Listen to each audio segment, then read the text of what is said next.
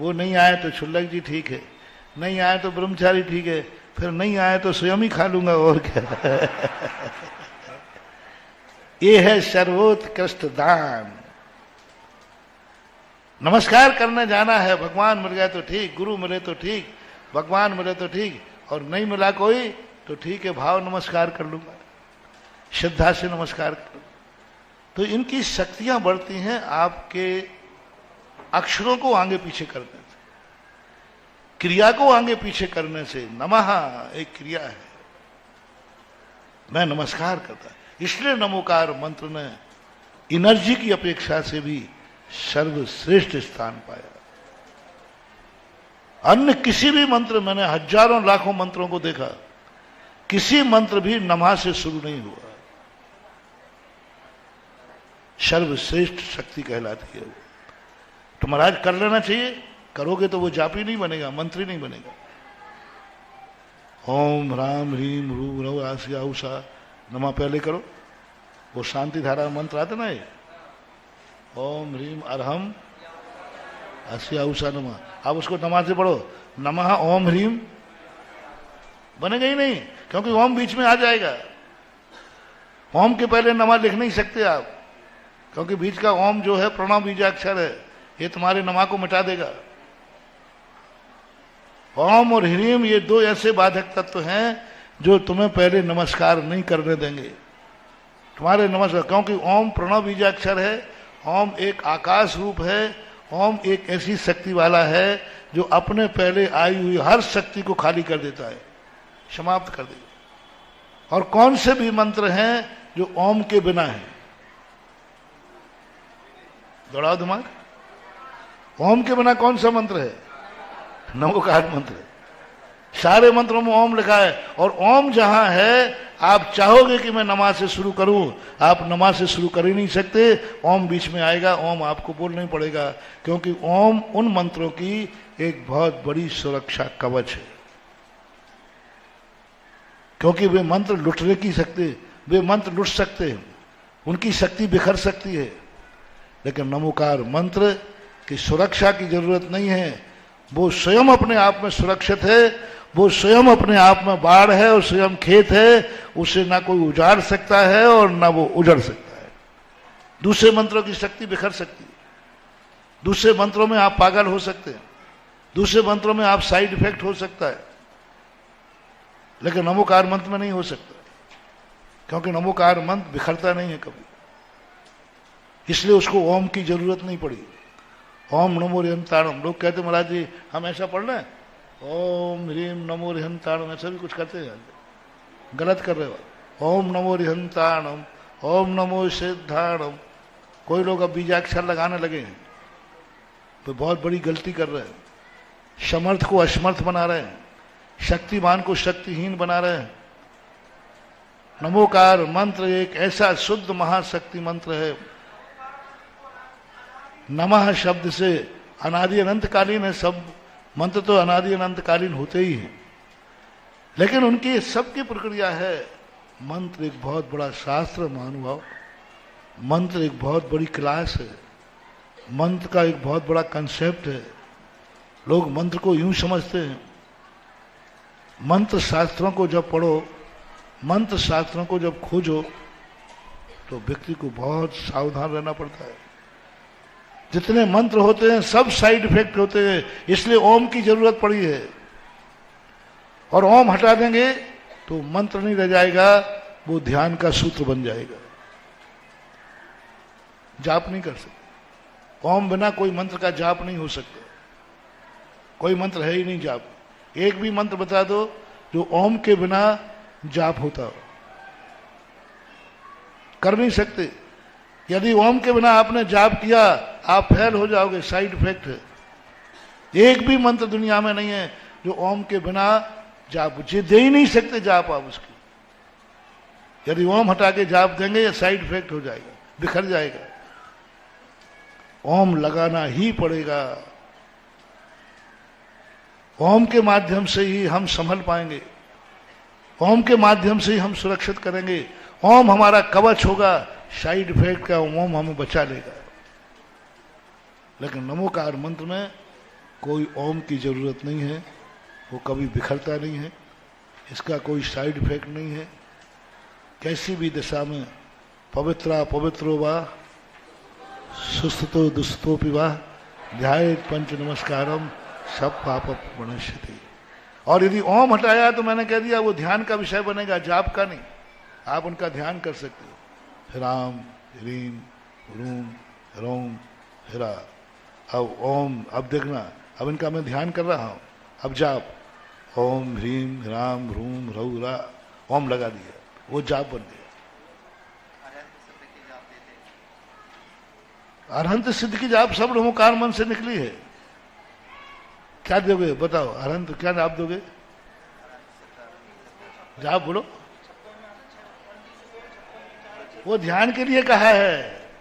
35 से 56 देखो क्या कहा है, पूरा पढ़ो। परमेठि वाचयाणम 35 से 56 चतुर्दुग में झवय झवय झाए। महाराज जी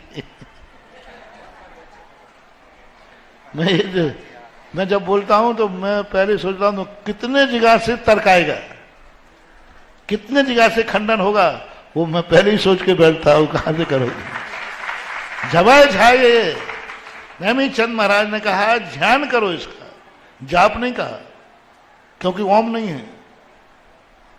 और यदि ओम लगा दिया जाए, ओम रीम अस्या उषा, जाप हो गए, कोई बाधा नहीं।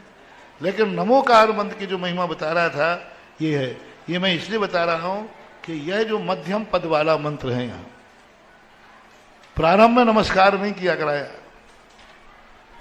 प्रारंभ में नमस्कार नहीं कराया, प्रारंभ में तो नमस्कार की महिमा बताई है।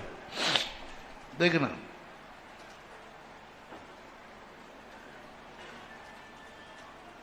ऐसे ही स्वयंभू स्त्रोत में 7 भगवानों में नमस्कार शब्द नहीं आया, 7 भगवानों में नमस्कार शब्द नहीं आया, 8वें भगवान में नमस्कार आया, मध्यम पद है। यहां भी देखो पहले श्लोक में नमस्कार नहीं कराया, पहले में नमस्कार की महिमा बताई। सम्यक प्रणम्य जिन पाद युगम युगादा, ये महिमा बताई अकेली कि नमस्कार करने से क्या होता है। सम्यक प्रणम्य जिन पाद युगम युगादा बालम वनम भव जले पतताम जनानाम, ये सम्यक प्रणाम करने का फल है, नमस्कार नहीं कराया। 25 श्लोकों में अभी तक नमस्कार नहीं कराया, क्योंकि दूसरी शक्ति ये है कि जल्दी नमस्कार मत करो, मिटने का मन बन मत बनाओ, पहले देखो किसके सामने मिटना है। अब हमारी बनियाई वित्ती आ गई, स्वाद वित्ती आ गई, अभी नहीं, ऐसे थोड़ी नमस्कार कर लूंगा, पहले बताओ किसको नमस्कार करना है, कौन है वो।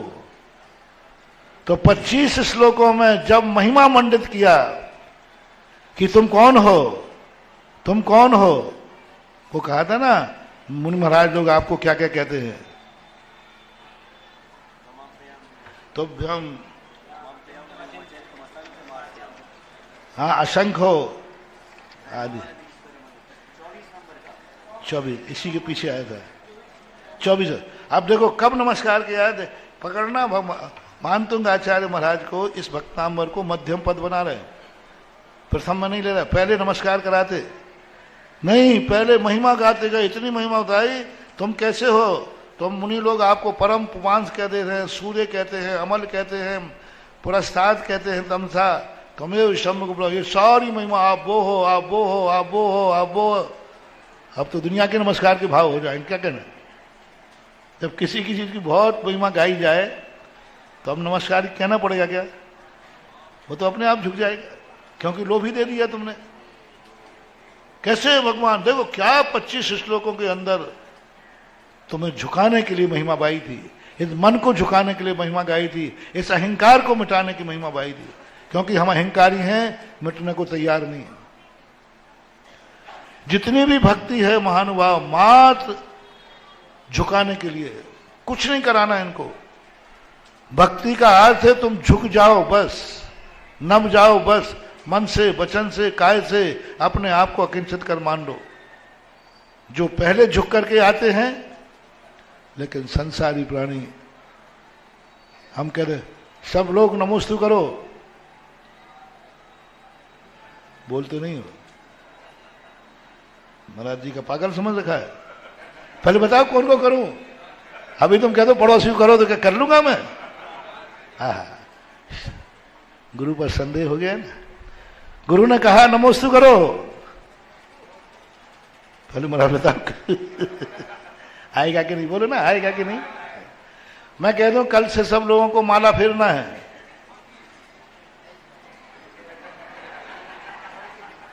तुरंत विकल्प क्या आएगा?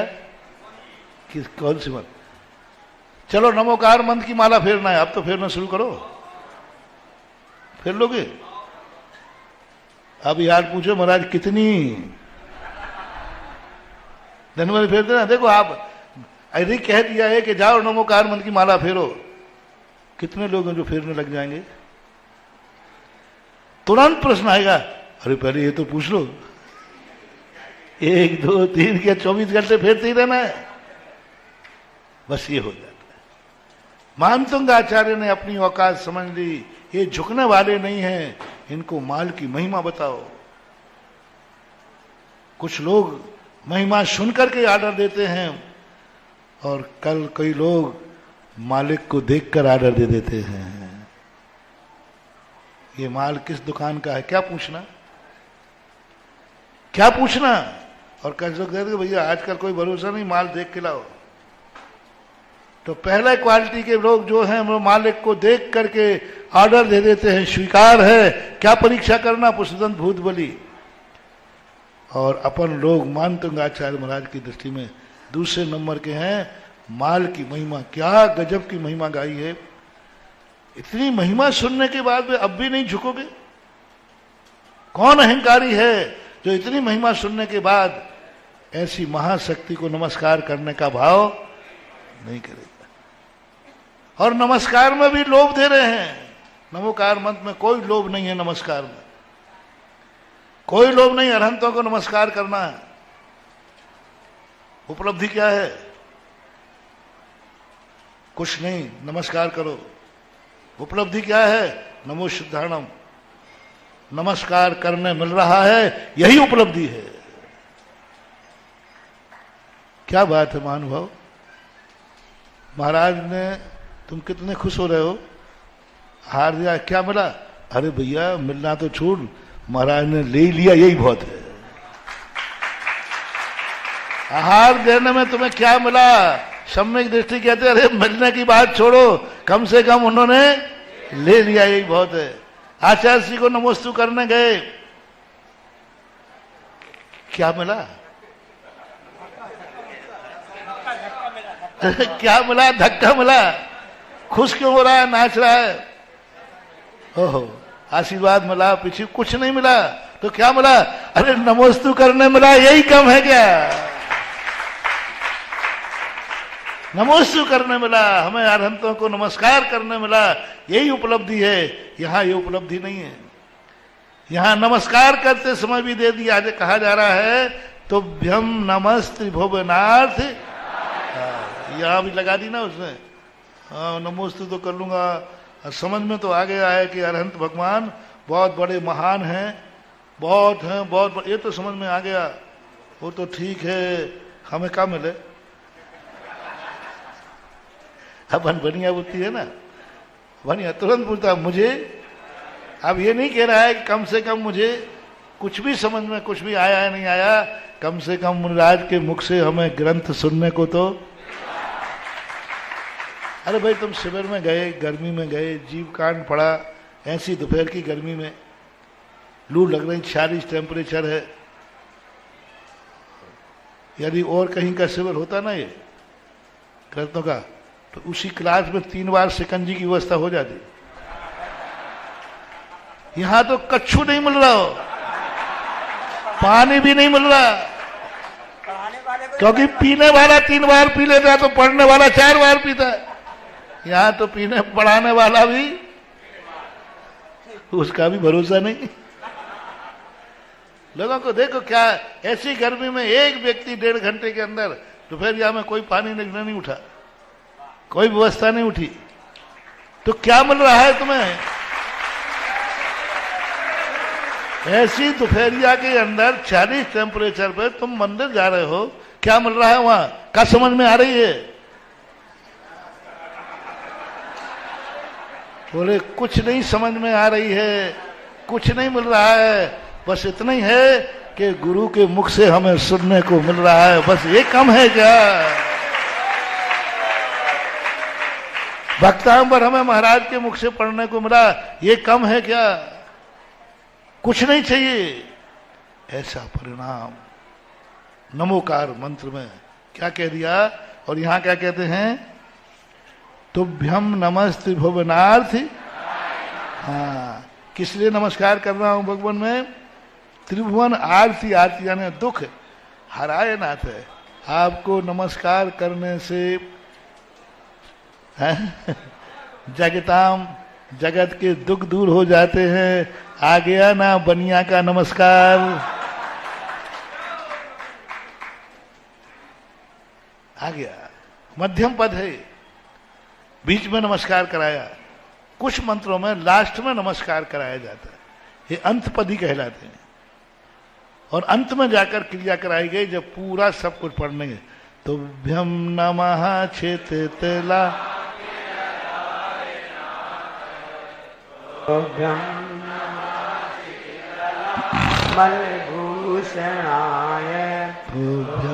ओम ओम ओम। तुभ्यम नमः क्षिति, क्षिति यानी पृथ्वी, तुम्हारे लिए नमस्कार हो, क्योंकि तुम कैसे हो? क्षितिर्द ललाम नहीं, क्षिति तल अमल भूषणाय। क्षिति तल यानी इस पृथ्वी पर आप अमल हैं और आप इस पृथ्वी के भूषण हैं। भूषण यानी शोभा है। इस पृथ्वी के आप क्या हैं? शोभा हैं, आभूषण हैं। आप ललाम श्रेष्ठ, ललाम यानी अच्छे, श्रेष्ठ, शोभायमान है। आपसे ही यह पृथ्वी शोभायमान है, आपके कारण से ही यह पृथ्वी गौरवान्वित है, क्योंकि आप इस पृथ्वी के भूषण हैं। तो भ्यम नमस्ते जगतः, और आप इस तीर जगत के परमेश्वर हैं, इसलिए आपको नमस्कार है। तो भ्यम नमो जिन भवोदधि, और आपको नमस्कार करने से क्या होता है? संसार सागर को सूख जाता है। आपको नमस्कार करने से ये संसार सागर सूख करके चुल्लू भर रह जाता है। भवोदधि शोषणाय। जो ये मानते हैं कि भगवान के नमस्कार करने से क्या होता है, उनको ये श्लोक पढ़ना चाहिए। समय सार से ही नहीं होता, चारित्र के पालन करने से नहीं होता है। एक विधि वो भी है जो संसार सूख जाता है, नमस्कार की विधि। नमस्कार, अब दोनों नमस्कार में कितना फर्क है, गुणानुवाद में और नमस्कार में कितना अंतर है। यानी नमस्कार करने वाला व्यक्ति कहता है कि मैं नमस्कार कर रहा हूं क्योंकि मेरे दुख दूर हो जाएंगे, मैं नमस्कार कर रहा हूं, मेरा संसार, अनंत संसार सूख करके चुल्लू भर रह जाएगा। ये महावृत्तियों की वाणी है। और तुम्हें क्या कहते हैं? नमस्कार करने में क्या रखा? उठ बैठक है, कमर को झुकाना है, मस्तक को झुकाना है। नमस्कार करते समय तुम्हें सबसे ज्यादा दिक्कत होती है, अच्छी तरह नमस्कार नहीं करते।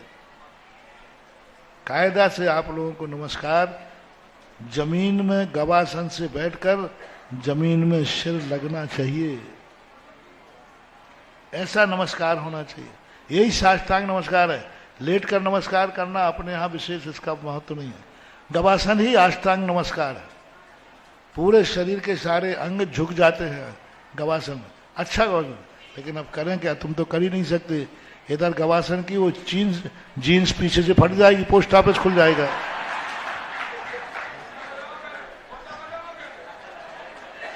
कुर्ता पजामा भी थोड़ा सा, धोती पहनो ना तो कैसे ही कैसे ही नमस्कार करते रहो, कोई फर्क नहीं पड़ने वाला। कुर्ता के कारण से लोग घुटने टेक कर नमस्कार करते, ये पशुओं का नमस्कार है। घुटने टेक कर नमस्कार करना ये पशुओं का नमस्कार है, क्योंकि पशु गवासन से बैठकर मस्तक नहीं झुका सकता। इससे चौपाए यदि वो गवासन से बैठ जाएं तो उनका मस्तक नहीं झुकेगा। पशुओं का नमस्कार, दो आगे के पैर झुके तब उनका सिर जमीन पर लगता है। तो घुटने टेक कर नमस्कार करना ये पशु नमस्कार है। और गवासन से बैठ के करना ये मनुष्य नमस्कार है, सज्जन नमस्कार है, मुनि से ही बैठने का प्रावधान किया गया है। तो ऐसे ऐसे भाव देखो, कितने नमस्कार करने से क्या होता है। महाराज के पास जाओ, वहाँ ना तो महाराज बोलेंगे, उनके पास 2 मिनट का टाइम नहीं है। अरे नमोस्तु तो करने मिल गया, ये कम है क्या। हाँ, महाराज से बातें करने में कुछ नहीं लगा। एक बार एक व्यक्ति ने कहा मैं आपके आचार्य के पास जाना ही बंद कर दिया। मैंने क्यों भाई? 10 बार गया,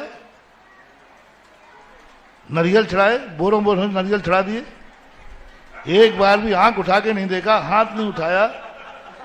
क्या हम लोग क्या बेफालतू हैं, बेरोजगार हैं जब जहां चले आए, बोलते ही नहीं। और आप लोग जब देखो जब कहते आचार्य जी पास जाओ, हम लोगों की आदत थी,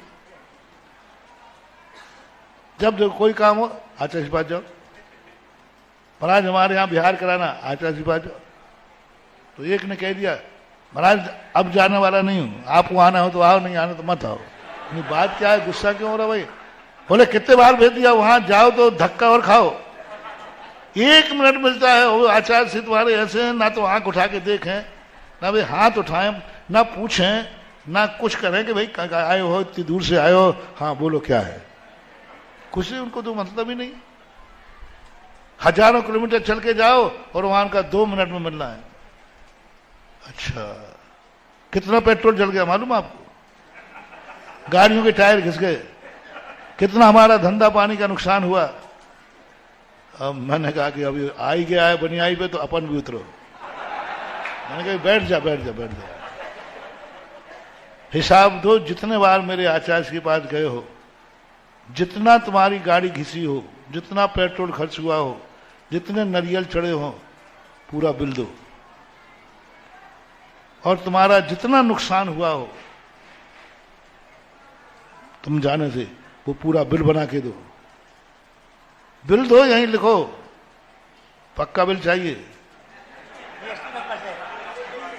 हाँ जीएसटी भी दूंगा, कोई बात नहीं। उस समय जीएसटी नहीं चलती थी, राजस्थान की बात, जीएसटी नहीं थी।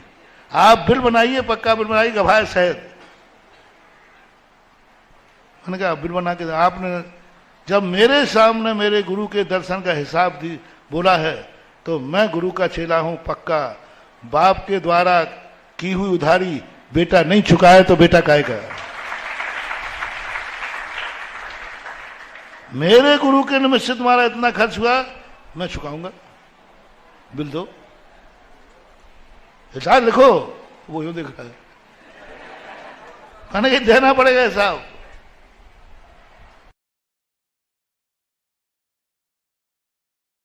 लिए वापस किया जाएगा, हम कहां से लाएंगे वो छोड़ो, कहां से लाएंगे वो छोड़ो। बोलो रे दमोह वालों, कभी ऐसा बिल मुझे कभी चुकाना पड़ा तो आप वो नन्हे मंदिर वाला चुका देगा भैया कि नहीं? मैं कहूंगा मेरे हाथ में ही बिल नहीं आएगा, उसके पहले ही। मैंने कहा शर्त एक है, सब बिल मैं चुकाऊंगा, लेकिन मेरे गुरु के जो दर्शन करके तुमने पुण्य कमाया है, वो पुण्य सब मेरे खाते में आएगा। जो दर्शन, यदि महाराज पहली बार में कह देते तो तुझे 10 बार दर्शन हुए, और पहली बार में पहले थे तो एक ही बार का दर्शन मिलता, तो 10 बार के दर्शन करने का जो पुण्य हुआ वो मेरे खाते में आएगा। मंजूर है? उसने पैर पकड़ लिए, महाराज वो बिल नहीं देना है, हमें वो दर्शन की पुण्य। तो हमने 11वीं बार चला जा चुपचाप। उस दिन के बाद वो जब भी आता है, बोले महाराज आचार्य जी पास भेजना हो तो मुझे ही भेजना है। समझने और समझाने का है, वस्तु तो वही है। कहां वो बोर हो गया था, कितने बार जाऊं, और कहां अब वो कह रहा है जब भी जाना पड़े, और कुछ मिले या नहीं मिले, कम से कम उतने बार महाराज का दर्शन तो मिलता है। तो इस प्रकार की परिणति को आप लोग, आज मैं थोड़ा सा कम बोलना चाह रहा था, लेकिन क्या करूं, मैटर ऐसा आ जाता है। सब भूल जाता हूँ। आज धूप में वहां चल के आए तो सोचा था मैंने कि, और वो महाराज जी थे ना अपने, इसके पहले कौन पढ़ा रहे थे, शीतल सर, तुम्हें बड़ा खुश हो रहा, तुमने थोड़ा और ले ले, मैं ये थोड़ा और ले लें जिससे मुझे, लेकिन अब मैटर ऐसा आ गया कि लोग एक ही श्लोक में ही पूरा घंटा, लेकिन बोलो कुछ अच्छा विषय लगा कि नहीं? मुझे भी लगा, मुझे इसलिए लगा कि मैं इतना अच्छा सोच नहीं पाता, तुम्हारे बहाने से मुझे कुछ मिल गया, तुम्हारे बहाने से मुझे कुछ मिल गया। ना ये पढ़ता, आज जो मध्यम पद और जघन्य पद और प्रथम पद की बात आई, इस श्लोक की अलौकिक देन पढ़ाते समय मुझे मिली, तुम्हारी तुम जानो, मुझे मिली। यदि नहीं पढ़ा रहा होता तो शायद ये सोच ही नहीं बन पाता, ये विचार ही नहीं बन पाता। कभी कभी कुछ बातें दाता के पुण्य से भी होती है, पात्र के पुण्य से ही नहीं, श्रोता के पुण्य से भी होती है। आपके पुण्य से कई बार ऐसा चिंतन मिल जाता है जो हम अकेले में बैठकर भी चिंतन करें तो नहीं आता। तो आज के बाद आपको मध्यम पद सही, स्वार्थी सही, लोभी सही, बस नमोस्तु पर ध्यान देना है।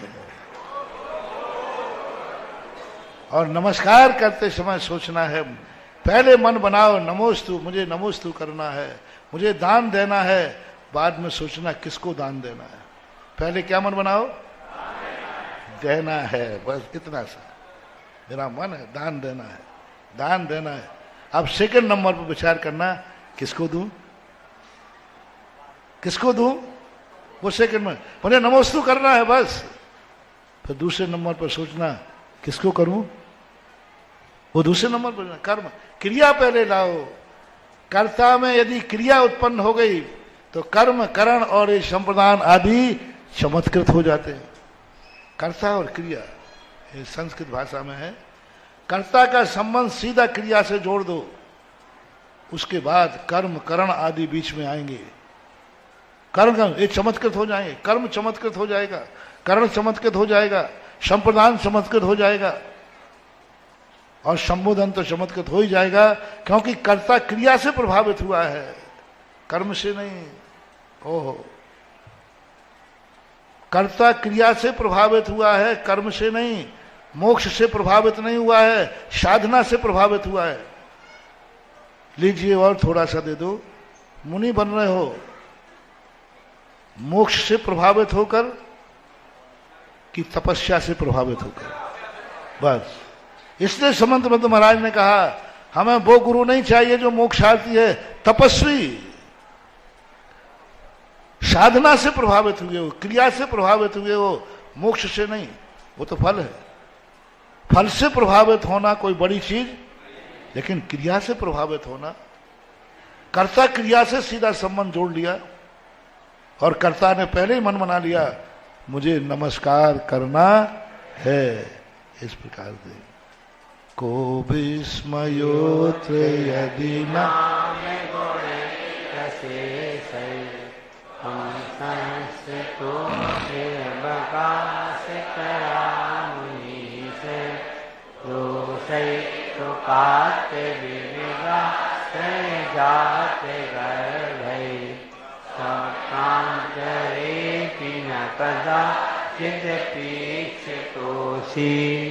आप लोगों की परीक्षा उतने ही श्लोकों में से होगी जितने पढ़ाए जाएंगे, जो नहीं पढ़ाए जाएंगे नहीं होगी, घबराना नहीं।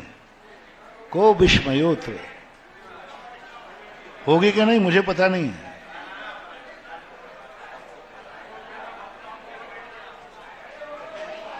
हमें मालूम नहीं, उनसे पूछना। हमारे मेरा काम तो पढ़ाना है।